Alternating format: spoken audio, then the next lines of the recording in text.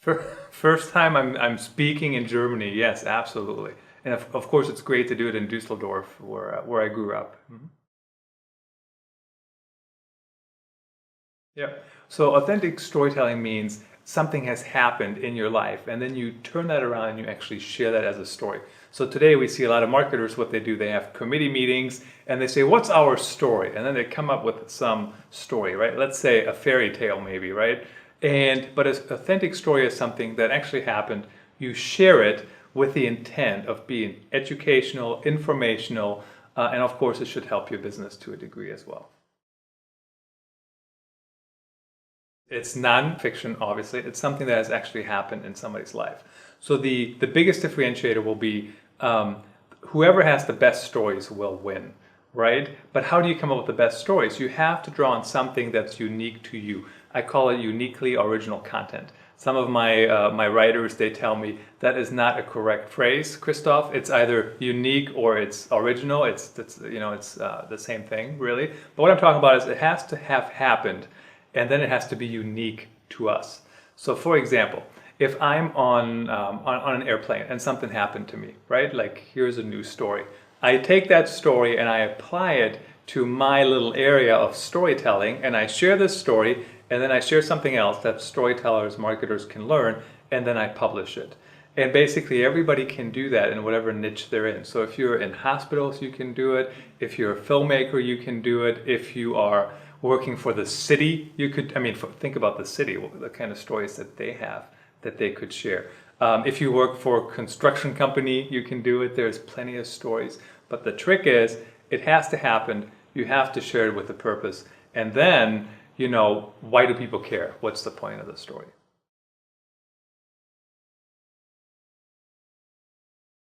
Because we want to be politically correct. We want to look a certain way. We want to be seen a certain way. So we don't necessarily share what we want to share. So for example, I'm going to speak in German today, right, with your group, and we'll see how that goes. And I haven't spoken business German ever. Ever, because I moved to the United States when I was 16. Now, I'm really looking forward to it. yeah. So guess what? We're not going to be speaking business German. We're going to just speak German. If I don't know a word, I'll say it in English, right? And explain it. But traditionally, when you grow up, you think, this is how I have to sound. Can I do it? I don't really care if I can do it perfectly. I'm just going to do it. I'm just going to roll with it, right? But it takes a while to get over that hurdle. And then I blogged about it. Do you remember? I actually wrote about, I want to speak in German, I'm nervous, here's what I'm going to, and people read it.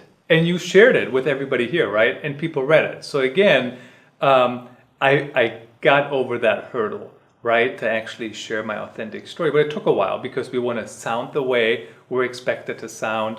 We want to sound politically correct. We don't want to piss anybody off, quite honestly. Not everybody loves us, just let's be honest, not every single person will love us. Most people won't tell us necessarily. So we might as well just get used to that idea. What do we stand for? How do we share that story based on who we are?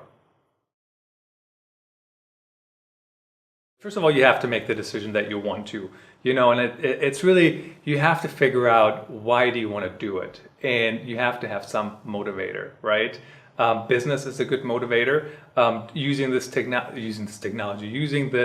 technique actually can get you more business, can get you jobs, can also, when people do it wrong, can cost you jobs, right? We know that. But all those things, there's a lot of positive things that can happen when you actually do it. So negative stories are authentic, certainly, but it doesn't mean that you always have to share all the negative stories. You can share mostly positive stories, and I wouldn't expect most people to share a lot of negative stories. You have to share them with a purpose. So for example, when I blogged about how nervous I am to actually speak in my native language, the purpose was, first of all, for myself, it felt really nice to write about it.